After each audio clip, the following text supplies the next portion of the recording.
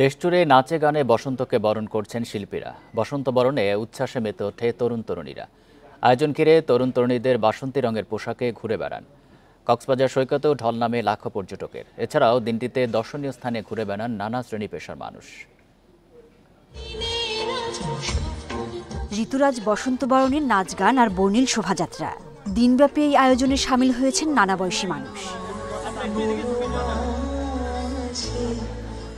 বসন্ত উৎসব বরণে চট্টগ্রাম নগরীর আমবাগান শহীদ ওয়াসিম পার্কে বাসন্তী সাজে হাজির হন তরুণ তরুণীরা। ঐতিহ্যবাহী সংস্কৃতি পালনে সুন্দর বাংলাদেশ গড়তেই এই উৎসবের আয়োজন।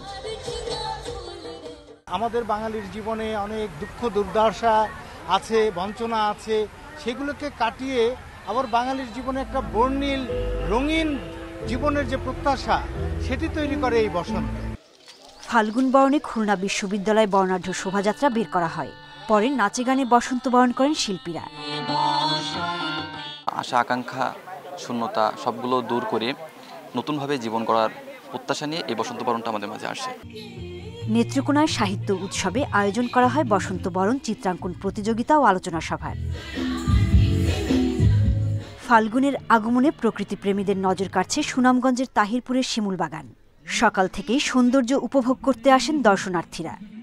সবথেকে সুন্দর একটা দৃশ্য, আর ভালো লাগছে এখানে এসে। বসন্ত বরণে কক্সবাজার সৈকতে লাখো পর্যটকের ঢল নেমেছে। সৈকত এলাকা ছাড়াও পর্যটকরা ঘুরছেন বিভিন্ন দর্শনীয় জায়গায়। আমার ছুটির সময় কাটাইতে আসছে, আমি এখানে মজা করতে আসছি। সব মিলিয়ে একটা ছুটি পাওয়া গেছে, খুব ভালো লাগছে কক্সবাজারে আসার পর। কুয়াকাটা সৈকত জুড়ে উৎসব মুখর পরিবেশ।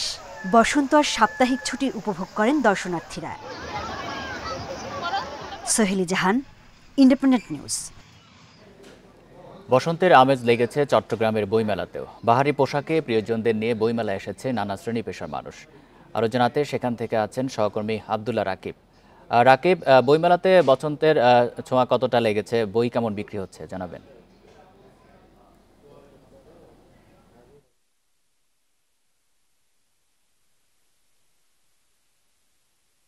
আছেন নগরীর যে বসন্ত উৎসবের আয়োজন ছিল, সে বসন্ত উৎসবের আয়োজনগুলো শেষ হয়ে যায় বিকেল 4টার পরই, এবং বর্তমানে সেই যারা বিকেলে দুপুরের পরে বের হয়েছেন তারা এখন চট্টগ্রামের যে গাজীপুরের যে আউটার স্টেডিয়ামে যে বইমেলা অনুষ্ঠিত হচ্ছে জিমনেসিয়াম চত্বরে, সেখানে আসলে তারা ভিড় করেছেন।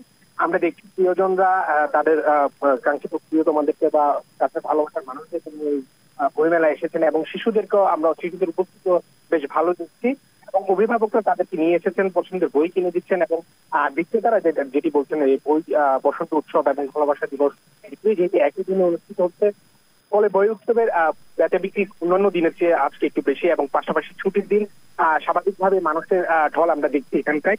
এবং মানুষজন বলছেন যে আসলে যেহেতু ছুটির দিন হয় তারা আসলে সময় পেয়েছেন আসতে। তবে স্বাভাবিক যে শুক্রবার দিন থাকে সেই দিন যে মানুষের পরিমাণ ভিড় থাকে আজ কিছুটা একটু কম দেখা যাচ্ছে, কারণ আমরা জানি শবে বরাতের একটি আয়োজন রয়েছে, ধর্মীয় ভাবগান্ধির একটি বিষয়, এবং চট্টগ্রামের মানুষ সেই তুলনায় কিছুটা একটু কম এসেছে। তবে যারা আসলে বেরিয়েছেন দুপুর পরে এবং সকালে যারা বেরিয়েছিলেন বসন্ত উৎসবে, তারা আসলে বই মেলায় ভিড় করছেন এখন, এবং বইয়ের স্টল গুলোতে আমরা দেখছি ব্যাপক ভিড়, এবং মানুষজন আসছে বই দেখছেন, বই কিনছেন।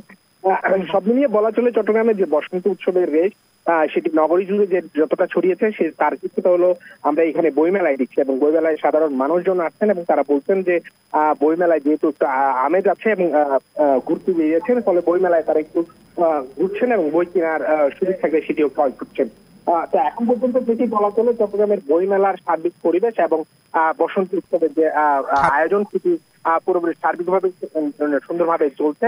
কোনো ধরনের অপ্রীতিকর ঘটনা আমরা বসন্ত উৎসব এখন পর্যন্ত পাইনি, এবং চট্টগ্রামের বইমেলা সেই বইমেলা আসলে যারা বসন্ত উৎসবে এসেছেন তারা সেখানে যোগ দিয়েছেন। চট্টগ্রাম থেকে জানাচ্ছেন সহকর্মী আবদুল্লাহ রাকিব।